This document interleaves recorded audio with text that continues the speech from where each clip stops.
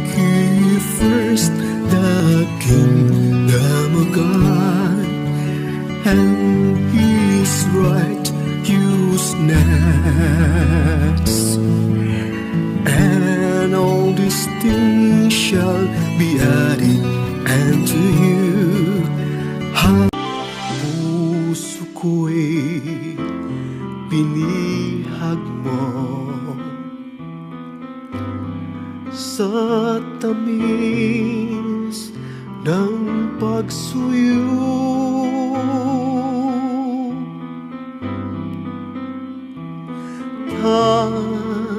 Tanggapin niya rin alay, ako'y iyong habang buhay. May mga karanasan din po tayo na tayo'y sinuyo. Ang isang bukasyon ay isang pagsuyo. Mga kapatid, nais kong bibigyan ng pagpahalaga yung ating mga bukasyon muna. Lahat po tayo ay may sarili-sariling bukasyon. May tinawag para maging isang pare, madre, relihiyusa o relihiyoso. Ngunit ang bukasyon ay hindi lang po doon, specific doon sa pagtawag na ito. May mga kapatid din po tayo, karamihan sa atin, karamihan sa inyo ay tinawag sa pagiging isang may asawa. Isang bukasyon din po, tawag sa pagiging may asawa. At may mga kapatid din po tayo ay wala mang asawa, hindi man naging isang pare, hindi man naging isang madre, ngunit pinipili nilang magiging single blessedness. Walang asawa. Ngunit naging makabuluhan yung kanilang buhay sa paglilingkod sa bayan, sa paglilingkod sa simbahan, o bakaya sa paglilingkod sa kanilang pag-reach out doon sa ating mga kapatid na hindi naabot, mga kapatid nating mga nangailangan. So, tawag, bukasyon. Ang salitang bukasyon sa wikang Latin ay ito ay sinasabing bukari. Bukari means buka, means tawag. Pag may tumatawag, may tumutugon. That's why sinasabi ni Late Pope Benedict na sinasabi niya ng ating pananampalataya, our faith is a human response to the God who loves us first. So ang ating pananampalataya ay isang tugon lamang sa isang Diyos na unang nagmamahal sa atin, unang tumatawag sa atin. Tayo lamang ating pananampalataya, isa'y tumugon lamang tayo sa tawag ng Diyos na unang nagmamahal sa atin. Di ba napakaganda yon? Na ang isang tao na tumawag sa atin, isang Diyos na tumatawag sa atin, hindi siya tumatawag na basta-basta na lamang. Tinatawag tayo dahil mahal na mahal tayo ng Panginoon. Sa wikang Cebuano, binibigyan ko po ito ng pagpapahalaga, yung tawag, yung buka, talagang literal na buka, bukas, pagbubukas. Na ibig sabihin, pag ikaw ay nagbubuka, ang unang binubuka mo, binubuksan mo, ay yung puso mo. Hindi mo pwedeng tatawagin yung isang taong may malasakit ka sa kanya, concern ka sa kanya, kung wala kang pagmamahal, kung wala kang malasakit sa kanya. So ang lahat ng bagay sa pagtawag sa ating mga bukasyon dahil ang Diyos ay bukas na bukas sa atin. That's why sinasabi ko sa aking pamagat ngayon ay pagsuyo. Ang unang sumusuyo sa atin, walang iba kundi ang Panginoong Diyos. Tayo ay tumugon lamang. That's why sa awiting ito, sinasabi, Puso ko'y binihag mo sa tamis ng pagsuyo. puso ko'y binihag mo. Napakaganda yung bihag, para bagang na love at first sight ka sa isang taong iyon, sa babaeng iyon o sa lalaking iyon, at sa love at first sight na ito, gusto mong malalaman, gusto mong matutuklasan kung sino itong taong ito. Naghanap ka ng paraan kung paano mo makilala masyado itong taong ito. Tumatawag ka ng mga tao, mga kaibigan, mga kapamilya, para lamang mas lalo mong makilala itong taong ito. Dahil wala namang pagtugon din po kung hindi mo kilala yung nagtawag sa'yo. Paano ka tutugon kung isang taong iyon ay hindi mo kilala? Susunod ka ba sa isang taong tumatawag sa'yo na hindi mo man kilala? Siyempre, sumunod ka, tumugon ka dahil kilala mo siya. Alam mo na may malasakit siya sa'yo. Alam mo na nagmamahal siya sa'yo. Ganon baga din po sa buhay mag-asawa. Bago kayo kinakasal dito sa harapan ng altar, sa loob ng simbahan, nandoon mo na yung pagkilala. That's why hamon ng ating makaparian, mga obispo, na bago magpapakasal, kikilalanin mo na yung bawat isa. Hindi yung isang linggong pag-ibig na, sige, nakikilala kita ngayon at sabihin mo, mahal na mahal kita, bukas magpapakasal na ako sa'yo. Ito yung napakagandang titingnan natin, mga kapatid, sa ating Ebanghelyo ngayon.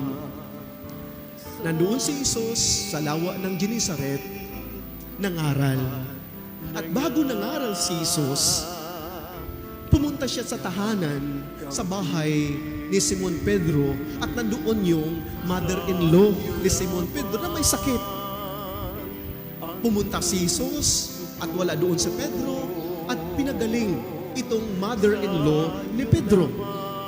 Siguro sa kanilang conversation, sa kanilang pag-uusap, siguro sinasabi ng mother-in-law ni Pedro, pag ilagay ko yung sarili ko doon sa kanilang konversasyon, siguro sinabi ng mother-in-law, alam mo, Jesus, kilalang kilala ko yan, si Pedro, ng aking son-in-law.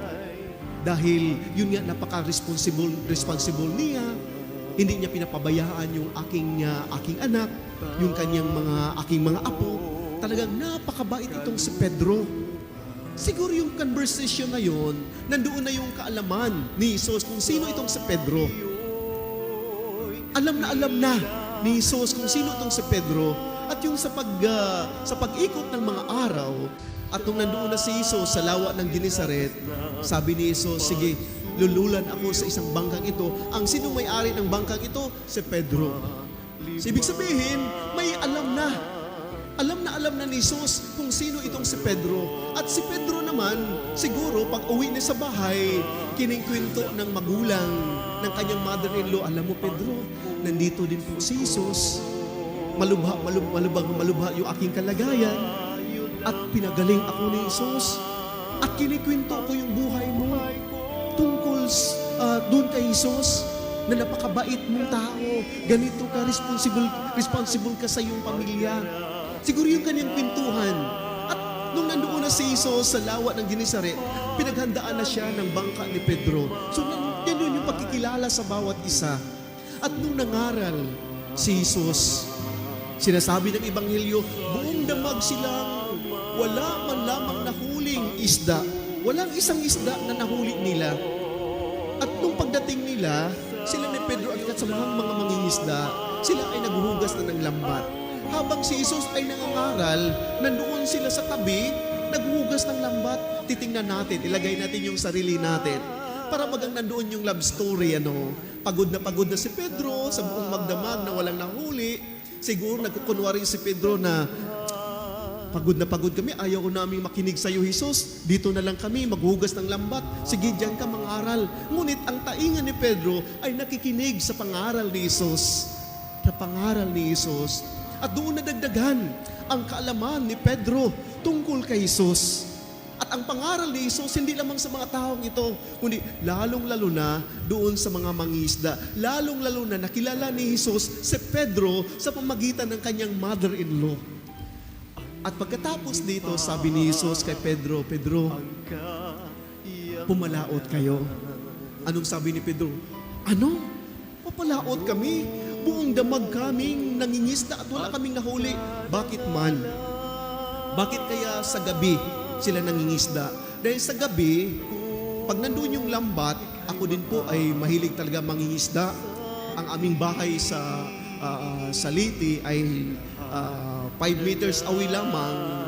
Nandun yung playground ng aking mga pamangkin at pwede ka nang tatalon doon sa dagat. At nung bata pa ako, high school o elementary high school, palagi kong sumasama. Tumatakas pa nga ako sa bahay kahit natagagalit yung aking mga magulang dahil gusto na talagang mag-aral ako. At ngunit napakasarap sumasama doon sa mga nakakatanda, pakinggan yung kanilang mga kwento. At alam niyo yung buhay ng mangingisda.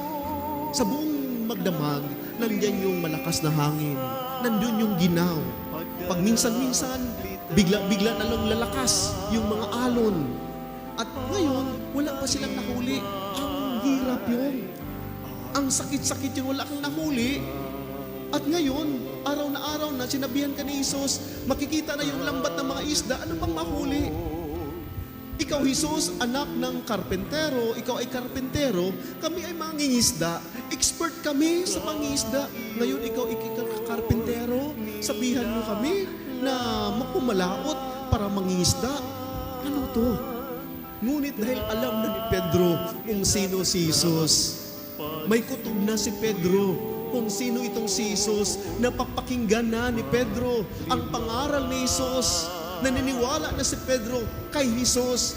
Yung sinasabi man ni Pedro, kahit siya may expert sa pangingisda, ang kanya nagsasabi sa kanya isang karpentero, sumunod siya ngayon. Yung obedience, napakasarap ng obedience. Ito din po sa aming mga relihiyoso, mga pare. Kahit sabihin man, kahit anong sabihin ng aming mga leader, ng aming superior, ng aming obispo, malipat ka doon sa isang parokya, sumunod kami. Kahit naman siguro sabihin, expert ako sa mga bagay-bagay, ngunit nandoon yung wisdom ko. Tumitingala ako sa aking papa. Tumitingala ako sa isang head sa akin. Dahil naniniwala ako na ginagamit ito ng Diyos para sa akin. At ganun din po si Pedro. Hindi nagdadalawang isip si Pedro na pumalaot. At doon dahil sumunod si Pedro, kahit naman imposible na silang makahuli ng isda, dahil maliwanag na nandoon yung miracle na nangyayari. Dahil sa pagsunod ni Pedro kay Jesus. So makikita natin, nandoon yung pagkikilala muna bago sumunod si Pedro. Nandoon yung personal na encounter ng dalawang ito, ni Pedro at ni Jesus. At sa personal na encounter na ito, hindi lamang halanggang doon lamang, kundi nandoon yung commitment. Anong sabi ni Jesus kay Pedro? Pedro, hindi ka na ngayon mamalangkaya ng isda, mamalangkaya ka na ng tao. Wow! Hindi naging passive ang pananampalataya natin, mga kapatid, kundi ito isa sa buhay. Ganun din po sa Pedro. Pedro, pag sumunod ka sa akin, isa sa buhay mo yung pagsunod mo sa akin. Anong ginagawa ni Pedro at kasamahang mga isda? Iniiwan nila yung mga lambat. Napakahirap man. Ito din po sa amin. Sa akin lamang bukasyon ko, iniiwan ko yung trabaho ko doon sa customs noong una. Iniiwan ko yung aking mga magulang kahit nagagalit sa akin yung mga magulang sa decision ko pagpasok sa seminaryo, pagpasok sa mag-isang pare. Ngunit ito ang nakita ko.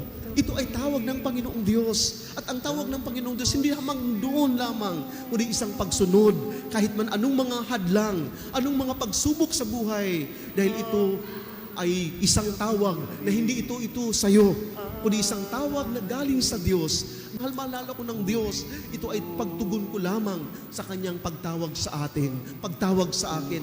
At ganoon din po sa inyo, mga kapatid. Isang tawag, dahil isang nagsusuyo sa atin ay ang Panginoong Diyos. Binihag tayo ng Panginoong Diyos, ngunit ang Kanyang pagbibihag dahil itong bihag ng pagmamahal. Dahil alam na alam ng Diyos, kilalang kilala tayo ng Diyos. That's why, in a very special way, tinawag tayo ng Panginoong Diyos. Ako'y iyong habang buhay.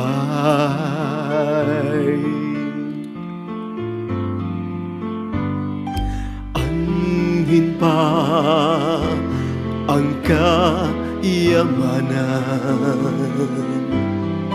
Napakaganda, no? Yung mga commitment natin, masasabi natin, Panginoong Diyos, itong tawag na ito ay habang buhay kung paglilingkuran. Pagpalain nawa tayo ng Diyos. Amen. Lord, karangalan.